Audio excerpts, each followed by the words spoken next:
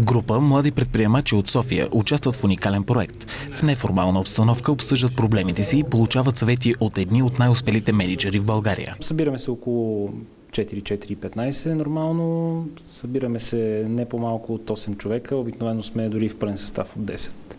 И след събирането започва предварително обявената тема за дискусия. Значи винаги има ментор. Участниците в групата избират кой да бъде поканен на срещата. Всеки път гостът е различен. Различни са и темите, които се обсъждат. Сега дискусията е фокусирана около ефекта на кризата, а менторът е Камен Колчев. В дългосрочен план за България тая криза е полезна. По няколко причини. Най-видимата и най-логичната е, че тя ще изчисти от пазара случайните субекти. А такива са ужасно много. Програмата Топ клас, в която предприемачите участват, включва и месечни практически обучения, както и срещи за обмен на контакти.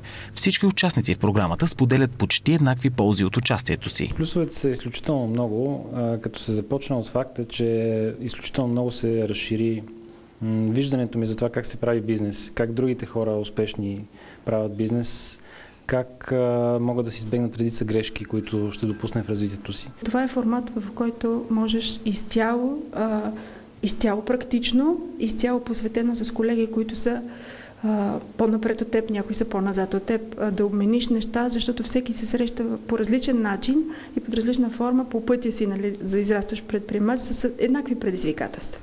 Освен с практически съвети, участниците в менторската и консултантската програма развиват бизнеса си и като реализират общи проекти.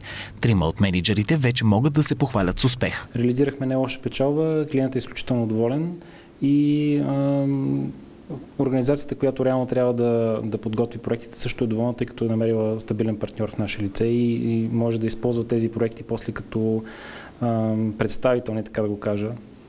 Така че в резултат на нашите срещи тук ние сме изключително доволни, че успяхме да направим и добър бизнес в условията на криза.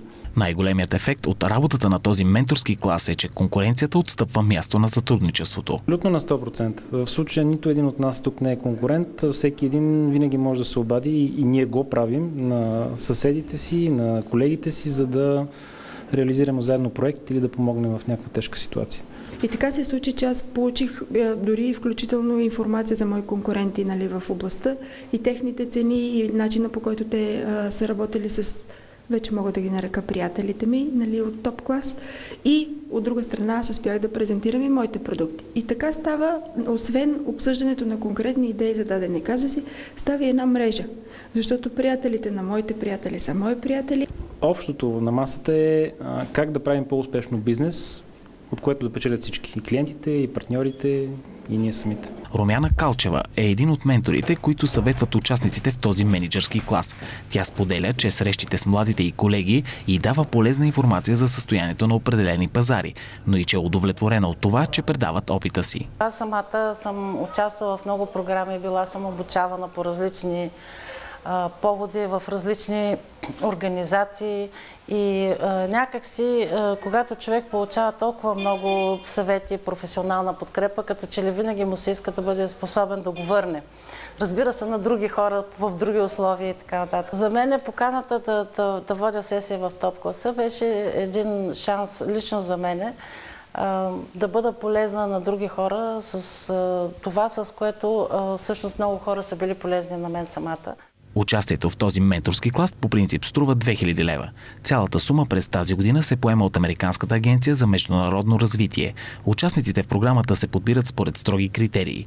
Предприемачите трябва да са на възраст до 35 години. Изискване е и да са съоснователи на компаниите, които управляват. А самите фирми трябва да са на пазара не по-малко от 3 години и в тях да работят минимум 5 души. Всеки един от участниците трябва да има и интересни идеи, които да сподели, развие или реализира заедно с останалите. Всички участници са единодушни, че тук не само намират решение на проблемите си, но и че срещите са начин да избягат за миг от напрегнатото мениджърско ежедневие.